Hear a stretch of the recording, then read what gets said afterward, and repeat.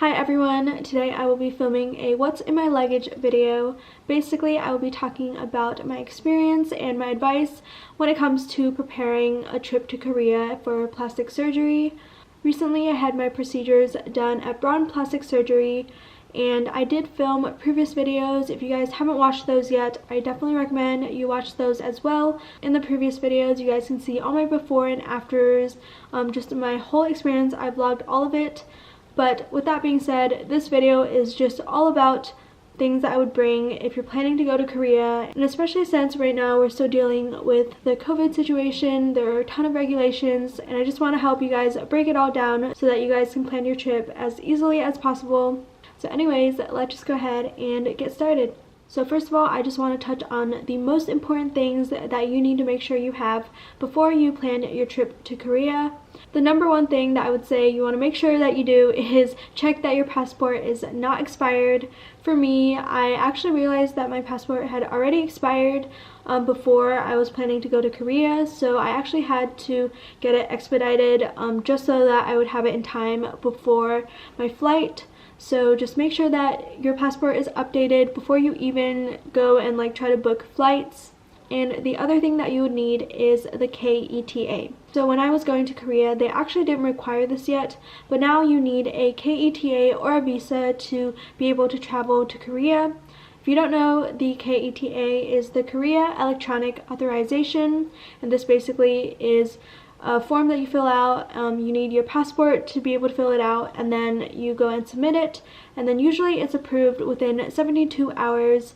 But I definitely would recommend that you make sure you have the KETA approved probably a week before your flight, just in case, because you never know, there might be some problems, there might be some bumps along the road. So definitely make sure you get that done early. Also, last thing about this is make sure you do use the official Korean government website when you are filling out the KETA. And if you do have any questions, just contact the Korean embassy in your country. That is the go-to place if you have any questions, just because, especially in the time of COVID, there are a ton of regulations and updates, and you want the most updated information as possible when you are preparing your trip. So at the time that I was going to South Korea, there was a 14-day quarantine. So I ended up staying at one of those government quarantine facilities where it was at a hotel room. I know they eventually dropped it to 7 days, and recently I just looked, and apparently you don't need to quarantine if you are fully vaccinated, which is awesome.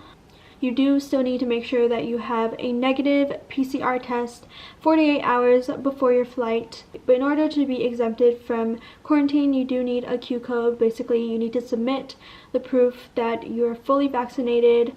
Once you have that Q code, you are all set and ready to go for your trip. Moving on to the next part of this video, I'm going to be showing you guys some things that I brought with me to Korea and just some items that I would recommend you bring if you are preparing for surgery. So first thing is not specifically surgery related, but obviously it's super important because it's still, COVID going on, and we want to make sure that, you're safe and all that. So obviously face masks, just make sure you bring a ton of face masks. These ones that I have are the N95, just if you want to be extra cautious. And also just keeping on hand lots of hand sanitizer or those hand sanitizing wipes for when you're on the plane, or just in any public area. It's always good to make sure that everything is very clean, because it's good to be cautious when you are traveling. Some things that I definitely brought with me when I was going to Korea was some super comfy loose shirts. For me, I had a lot of face bandages. When you are putting on clothes, you want something that isn't super tight, because otherwise it's even hard to just get it over your head. So I just had a lot of big t-shirts like this. I also would bring very comfy sneakers to walk in. You just want to make sure that you are just wearing clothes that are going to be very comfortable to walk around in and good for your recovery process.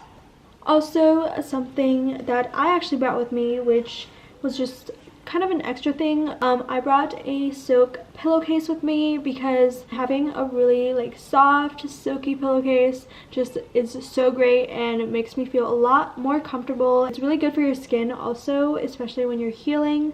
For the plane, obviously this is great, but also when you are recovering from surgery, you do want to be mostly elevated, like you want to keep your head pretty elevated and high up, so having neck pillows can help with that. Very last thing that I would bring is an eye mask. This one is just a really cute bear one, but this one you can actually put like an ice pack inside here. If you are getting a double eyelid surgery, then having an eye mask where you have the like ice pack inside of it can really help. It helps de-swell your skin a lot. When I went to Braun for my surgeries, they actually already provided me with the ice pack eye masks, and I didn't have to bring my own, but I would recommend bringing it just in case because it's always good to have extras on hand. For the next part of this video, I'm going to be talking about my advice for when you actually land in Korea and you are there. First of all, one thing you need to make sure that you have is a phone number that they can call from the airport, because when you are going through the security checks, they do have the station you have to go through where they will ask for a phone number of somebody that you know in Korea, and they will call to check. It's really important because that's a way for the government to check that you do have connections in Korea and to confirm the purpose of your trip. Usually if you are there for surgery, you would just give them the number of the clinic that you've chosen. So in my case, I just gave them the number of Jennifer, who is the English translator at Braun Plastic Surgery. I do want to talk a little bit about some apps that I got that were super helpful while I was in Korea. The first one is Kakao Taxi, which is basically like Uber in Korea. So if I needed to go somewhere, I could just use the app, and it was super easy and relatively affordable for me to travel.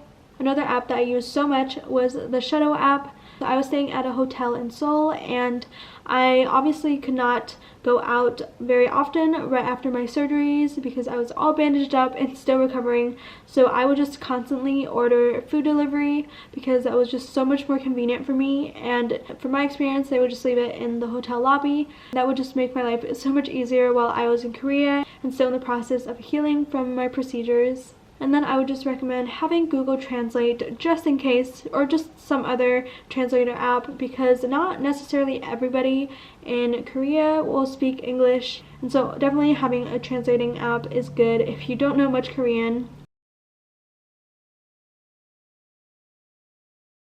Anyways, that is the end of my video. I really hope it was helpful for you guys.